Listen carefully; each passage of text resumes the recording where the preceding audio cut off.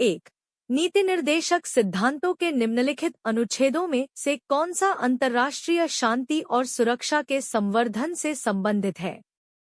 ए. अनुच्छेद 51, बी. अनुच्छेद 48 का, सी. अनुच्छेद 43 का, डी. अनुच्छेद 41। इसका सही उत्तर है ए. अनुच्छेद 51।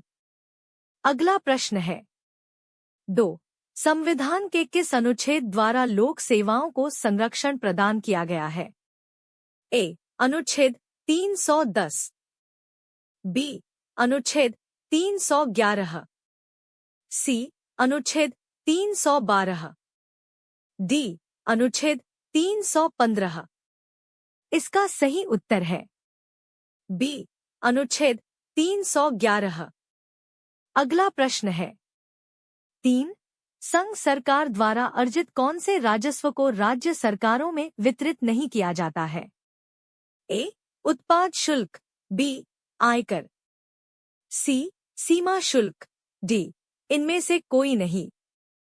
इसका सही उत्तर है सी. सीमा शुल्क। अगला प्रश्न है 4. राज्य पुनर्गठन अधिनियम के बारे में निम्नलिखित में से कौन सा एक कथन सही नहीं है? ए. अधिनियम का संबंध राज्यों की सीमाओं का फिर से रेखांकन करने की समस्या से था। बी. यह सन 1956 में पारित हुआ था। सी. इसने 14 राज्यों और 6 संघ राज्य क्षेत्रों का सृजन किया। डी. राज्य की सीमाएं प्रशासनिक सुविधा के लिए खींची गई। इसका सही उत्तर है डी. राज्य की सीमाएं प्रशासनिक सुविधा के लिए खींची गई। अगला प्रश्न है 5. निम्नलिखित में से कौन केंद्र शासित प्रदेश नहीं है? ए. लक्षद्वीप, बी. दमन दीव, सी. पुदुचेरी, डी. मिजोरम। इसका सही उत्तर है डी. मिजोरम। अगला प्रश्न है 6. राज्य पुनर्गठन अधिनियम 1956 के पश्चात राज्य और संघ शासित क्षेत्रों की संख्या क्रमशः थी? ए. 16-3, बी. 15-6, सी. 14-5, डी. 14-7। इसका सही उत्तर है सी. 14-5। अगला प्रश्न है 7. भारतीय नागरिकता नहीं प्राप्त की जा सकती है? ए. जन्म द्वारा, बी. देशीयकरण द्वारा, सी. किसी भूभाग के सम्मिलन द्वारा, डी. भारतीय बैंक में धन जमा करके। इसका सही उत्तर है डी. भारतीय बैंक में धन जमा करके। अगला प्रश्न है 8. वर्तमान समय में भारतीय संविधान के अंतर्गत संपत्ति का अधिकार है? एक.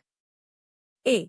मौलिक अधिकार, बी. वैधानिक अधिकार, सी. नैतिक अधिकार, डी. इनमें से कोई नहीं। इसका सही उत्तर है बी. वैधानिक अधिकार। अगला प्रश्न है 9. निम्नलिखित में से कौन सा मूल अधिकार विदेशी नागरिकों को प्राप्त नहीं है? ए. विधि के समक्ष समानता, बी. अभिव्यक्ति की स्वतंत्रता का अधिकार, सी.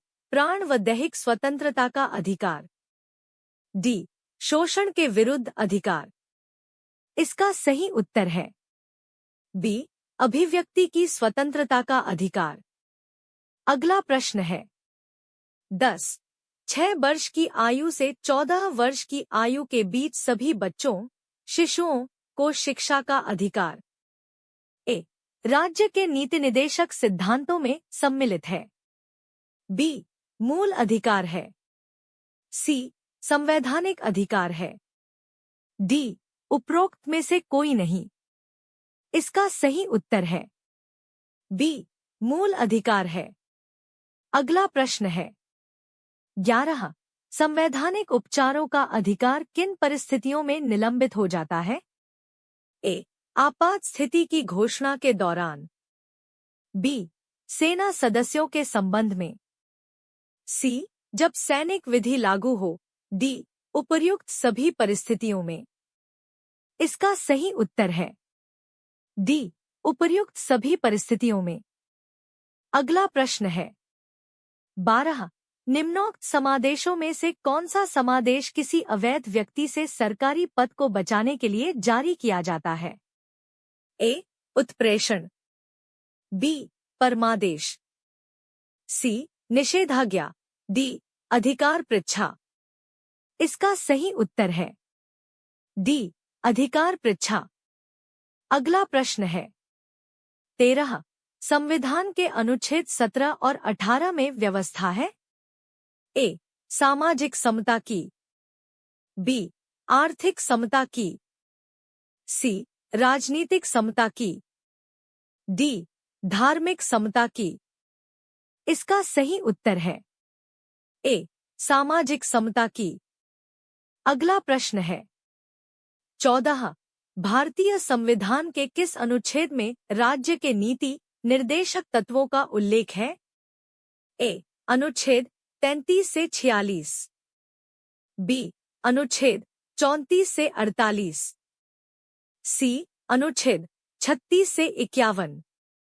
डी, अनुच्छेद 34 से 52। इसका सही उत्तर है सी, अनुच्छेद 36 से 51। अगला प्रश्न है 15। भारतीय संविधान में नागरिकों के मूल कर्तव्य के अंतर्गत सम्मिलित नहीं है?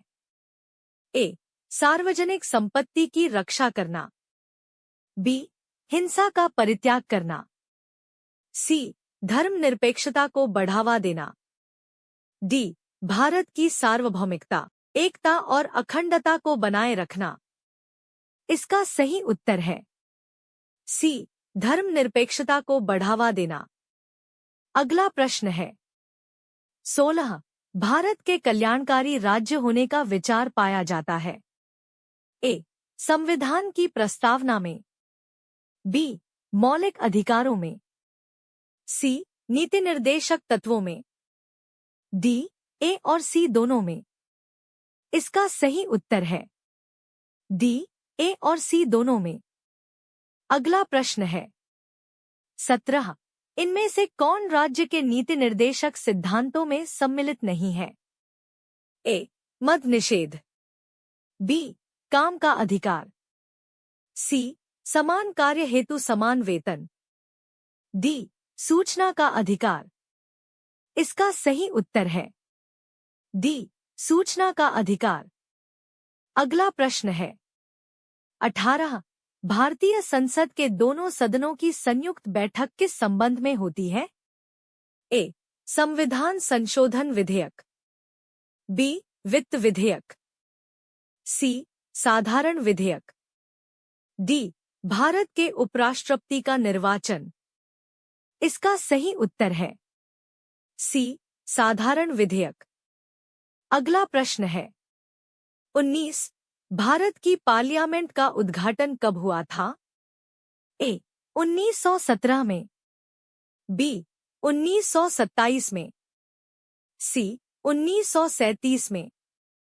डी, 1947 में। इसका सही उत्तर है बी, 1927 में।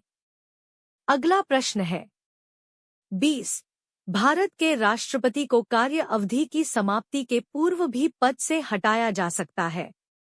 ए, सत्ताधारी राजनीतिक दल द्वारा। बी, प्रधानमंत्री द्वारा। सी, महाभियोग द्वारा। डी, न्यायालय में ट्रायल द्वारा। इसका सही उत्तर है सी, महाभियोग द्वारा। अगला प्रश्न है 21। भारत में राष्ट्रपति का चुनाव किया जाता है? ए, प्रत्यक्ष निर्वाचन द्वारा। बी, एकल हस्तांतरीय मत पद्धति द्वारा। सी, आनुपातिक मत प्रणाली द्वारा। डी, खुला बैलेट प्रणाली द्वारा। इसका सही उत्तर है बी, एकल हस्तांतरीय मत पद्धति द्वारा। अगला प्रश्न है 22। राष्ट्रपति पद का चुनाव संचालित किया जाता है? ए, लोकसभाध्यक्ष द्वारा। बी, प्रधानमंत्री द्वारा। सी, निर्वाचन आयोग द्वारा। डी, संसदीय मामलों के मंत्री द्वारा। इसका सही उत्तर है सी, निर्वाचन आयोग द्वारा। अगला प्रश्न है 23। राष्ट्रपति चुनाव संबंधी मामले किसके पास भेजे जाते हैं? ए, चुनाव आयोग। बी, संसद। सी, उच्चतम न्यायालय। डी, उपराष्ट्रपति। इसका सही उत्तर है सी, उच्चतम न्यायालय।